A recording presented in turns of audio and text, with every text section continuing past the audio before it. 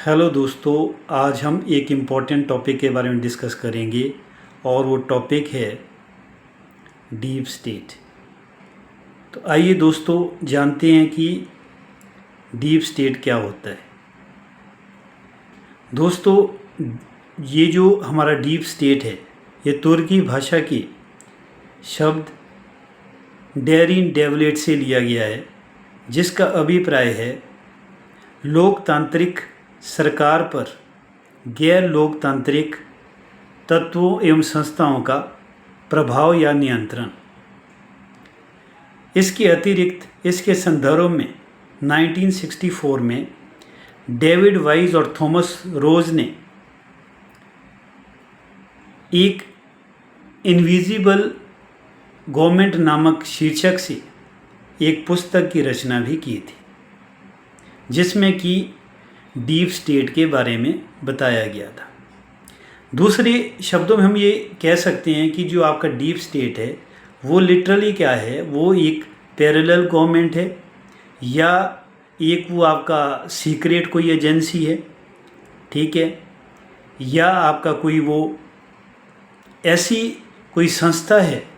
जो सरकार के साथ साथ गुप्त रूप से या इंडिपेंडेंट रूप से बिना जवाबदेही के कई ऑपरेशंस को अंजाम देती है। तो अब दोस्तों, क्योंकि यहाँ डीप स्टेट की बात आ रही है तो न्यूज़पेपर या दूसरे जो मतलब आप PSIR की बात कर लीजिए, वहाँ पे भी हमारे को डीप स्टेट के बारे में जानकारी मिलती है। लेकिन अभी तक हमें ये पता नहीं लगा, ये तो मैंने बता दी कोई इनविजिबल या पैरेलल या कोई सीक्रेट एजेंसी है, लेकिन उसमें कौन कौन से लोग होते हैं। दोस्तों, ये जो डीप स्टेट होता है इसमें आपका कोई होमोजीनियस ये कोई बॉडी नहीं है। इसमें अलग अलग संस्थाओं के अलग अलग लोग हो सकते हैं। इसमें आपका ग्लोबल एलीट भी होते हैं, इसमें आपके ब्यूरोक्रेट्स भी होते हैं, इसमें आपके मिलिट्री ऑफिसर्स भी होते हैं, इसमें इंटेलिजेंस के लोग भी होते हैं, इसमें बड़े जो कॉरपोरेट के लोग हैं वो भी इसमें शामिल होते हैं, और इसके अतिरिक्त इसमें यूनिवर्सिटीज़ के जो इंटेलेक्चुअल पीपल है वो भी इसमें शामिल होते हैं। अब हमारे पास क्वेश्चन ये है, जो डीप स्टेट है, ये जो कंसेप्ट है ये आपका फॉर द फर्स्ट टाइम कहाँ पे इवॉल्व हुआ। दोस्तों, ये जो डीप स्टेट है ये फॉर द फर्स्ट टाइम हमारे को USA में देखने को मिलता है। एक्चुअली क्या हुआ कि जब हमारा जो प्रथम विश्व युद्ध या जो आपका द्वितीय विश्व युद्ध हुआ है, तो उस युद्ध के दौरान क्या हुआ कि अमेरिका में एक जो CIA है, वहाँ की जो इंटेलिजेंस एजेंसी है CIA, उसको क्या था, कई प्रकार की अनलिमिटेड पावर्स दे दी गई थी, जिसमें वो काफ़ी सारे जो डिसीजंस है इंटरनेशनल लेवल पे वो खुद ले सकती थी। और उन ऑपरेशन में क्या था, उसमें ये था कि चाहे किसी स्टेट में पॉलिटिकल इंस्टेबिलिटी क्रिएट करना है, चाहे किसी स्टेट में पॉलिटिकल रजीम चेंज करना है, या फिर आपका किसी स्टेट के जो इकोनॉमिक इंटरेस्ट है उनको USA के इकोनॉमिक इंटरेस्ट के अकॉर्डिंग मोल्ड करना हो, तो ये सारे ऑपरेशन जो आपका इस तरीके से ये एजेंसी कर रही थी। अब इस एजेंसी का सबसे पहले जो प्रभाव हमारे को देखने को मिलता है वो देखने को मिलता है 1953 में, जब क्या हुआ था कि जो हमारा ईरान है, ईरान में आपका क्या हुआ कि जो ब्रिटेन है, ब्रिटेन ने वहाँ पे जो पेट्रोलियम जो प्रोडक्ट है उनको वहाँ पे एक्सप्लोर किया था, और बाद में क्या हुआ, ब्रिटेन ने वहाँ पे अपनी डोमिनेंस बनाए रखी, और साथ में ईरान को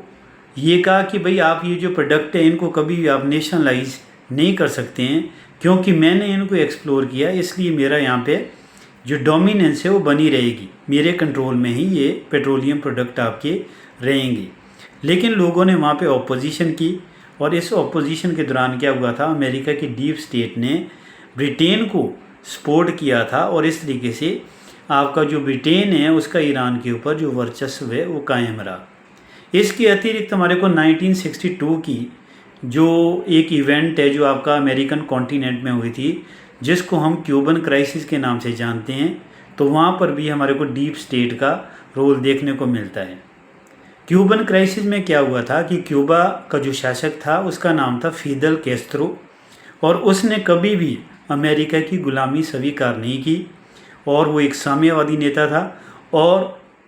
रूस ने उसको क्या किया था, हर प्रकार से सपोर्ट दिया था। इवन आपका जैसे एडवांस जो मिसाइल सिस्टम है या न्यूक्लियर वेपन्स है वो भी रशिया द्वारा क्यूबा को दे दिए गए थे, जिससे क्या हुआ था कि यूएसए के ऊपर एक संकट आ गया था। और उस दौरान आपका जो कनेडी है वो यूएसए के प्रेसिडेंट थे, तो उन्होंने क्या किया कि अपने मिनिस्टर या ऑफिसर को कंसल्ट करने के बजाय उन्होंने क्या किया कि ये जो डीप स्टेट के लोग थे उनको कंसल्ट किया, और इस तरीके से इस क्राइसिस से वो बाहर आ गए थे। आगे भी हमारे को जैसे हम इक्वाडोर में देखते हैं, इक्वाडोर का जैसे एक राजा था, राजा या बोलो स्टेट हेड था, उसका नाम जेनी था। तो जेनी ने क्या किया, वो एक नेशनलिस्ट लीडर था, वो नहीं चाहता था कि मतलब यूएसए से वो लोन ले, ठीक है। उसको यूएसए की तरफ से प्रेशराइज़ किया जा रहा था कि भी डेवलपमेंट के लिए वो यूएसए से लोन ले। तो बाद में क्या हुआ कि 1981 के आसपास ही उसकी क्या थी, एयर क्रैश में उसको मार दिया गया था। तो इसमें ऐसा बताया जाता है कि इसमें जो इम्पोर्टेंट रोल प्ले किया था वो डीप स्टेट ने ही किया था। आगे फिर इसमें हमारे को ये देखने को मिलता है कि जैसे आपका जो ईस्टर्न यूरोपियन कंट्री है वहाँ पर भी डीप स्टेट ने मतलब अपना जो इन्फ्लुएंस था वो काफ़ी बढ़ा दिया था, जिसके परिणाम स्वरूप क्या हुआ था कि 2003 में जॉर्जिया में रोज़ रेवोल्यूशन आई थी, और 2004 में यूक्रेन में ऑरेंज रेवोल्यूशन आई थी, और इसी तरह से 2005 में किर्गिज़िस्तान में ट्यूलिप रेवोल्यूशन आई थी। इवन हम ये भी देखते हैं कि 2010-11 में जो अरब स्प्रिंग है जिसने कि एक बहुत बड़ा चेंज लाया था, जैसे ट्यूनीशिया में आपका ज़ैनुल आबिदीन की सरकार चली गई थी, और इजिप्ट में हुस्नी मुबारक की जो एक स्ट्रॉन्ग नेता था उसकी सरकार चली गई थी, लीबिया में गद्दाफ़ी का एंड हुआ, और वर्तमान में भी हम देखते हैं कि कैसे सीरिया में जो बशर अल असद है उसका जो रजीम है वो ख़त्म हुआ है, उसमें कहीं ना कहीं डीप स्टेट का ही रोल था। इसके अतिरिक्त जैसे हम बोलते हैं कि भाई पाकिस्तान में जो इमरान खान है वो खुद मतलब इस चीज़ का अमेरिका के ऊपर इल्ज़ाम लगाता है कि उसकी जो सरकार है उसका जो डाउनफॉल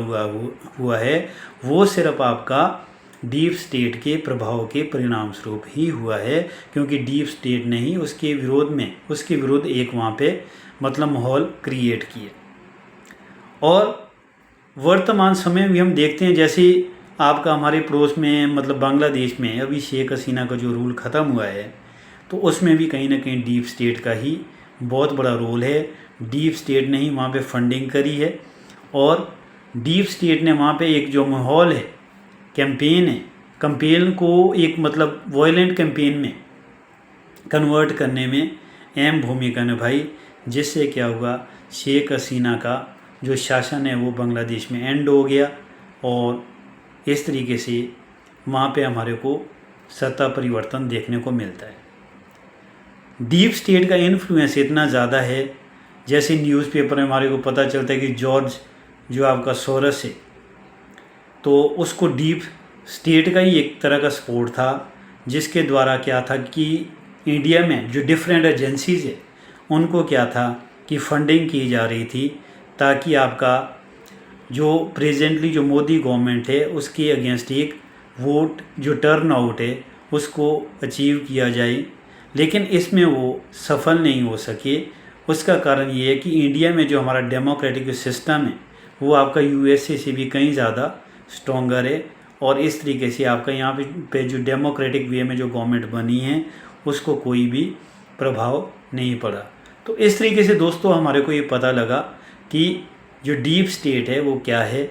उसका वर्तमान समय उसकी क्या भूमिका है, और क्या क्या वो कर सकता है, ग्लोबली उसका क्या इन्फ्लुएंस है। तो यही था आज का हमारा टॉपिक।